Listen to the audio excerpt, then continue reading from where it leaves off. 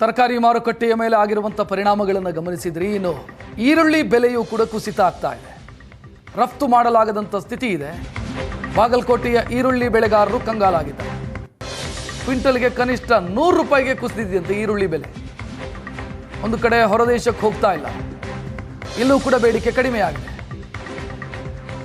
ಪಂಚರಾಜ್ಯಗಳ ಚುನಾವಣೆ ಹಿನ್ನೆಲೆಯಲ್ಲಿ ರಫ್ತು ಮಾಡೋದಕ್ಕೂ ಆಗ್ತಾ ಇಲ್ಲ. ಬೆಲೆ ಪಾತಾಳಕ್ಕೆ ಕುಸಿದಿದೆ.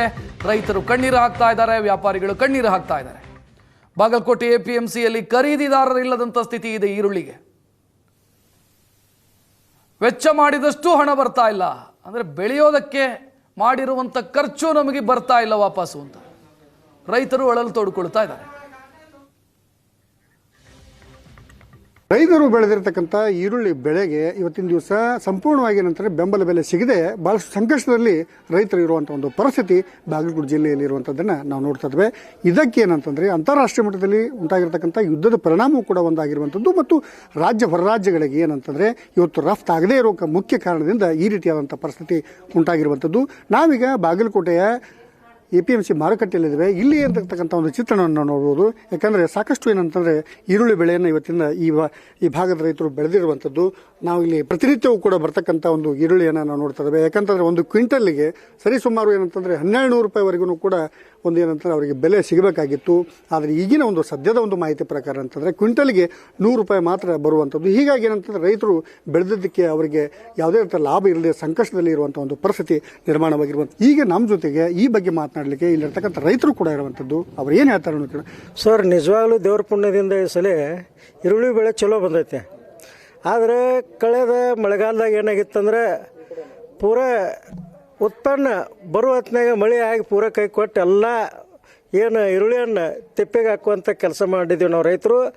ಆಗ ನಮ್ಮ ಪರಿಸ್ಥಿತಿ ಹೆಂಗಾಗೈತೆ ಅಂದರೆ ಇವತ್ತಿನ ದಿವಸ ಒಂದು ಎಕರೆ ಈರುಳ್ಳಿ ಬೆಳಿಬೇಕಾದ್ರೆ ಕನಿಷ್ಠ 60,000 ರಿಂದ 70,000 ರೂಪಾಯಿ ಖರ್ಚು ಮಾಡ್ತೀವಿ. ಅಷ್ಟಲ್ಲದ ಆಳು ಕಾಳು ಮತ್ತು ಇವು ಗೊಬ್ಬರ ಮತ್ತು ಇವೆಲ್ಲಕ್ಕೂ ಮಿನಿಮಮ್ 60,000 ರಿಂದ 70,000 ರೂಪಾಯಿ ಖರ್ಚು ಮಾಡ್ತೀವಿ. ಆದರೆ ಇವತ್ತು ಉತ್ಪನ್ನ ಚಲೋ ಬಂದೈತೆ ಅಂತ ಖುಷಿಯಾಗಿದ್ದೀವಿ.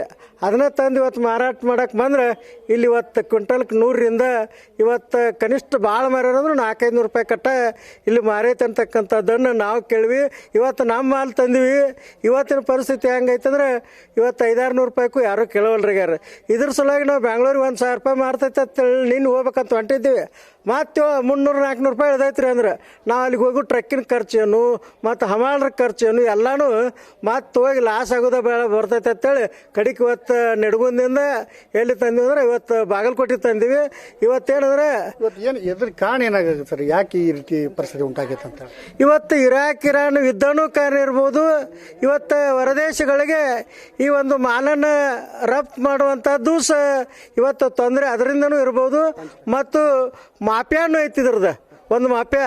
ಅದಕ್ಕಾಗಿ ನಮ್ಮ ರೈತರಿಗೆ ನ್ಯಾಯಯುತವಾಗಿರ್ತಕ್ಕಂಥ ಲಾಭದಾಯಕ ಬೆಲೆ ಈರುಳ್ಳಿ ಬೆಳೆಗಾರರಿಗೆ.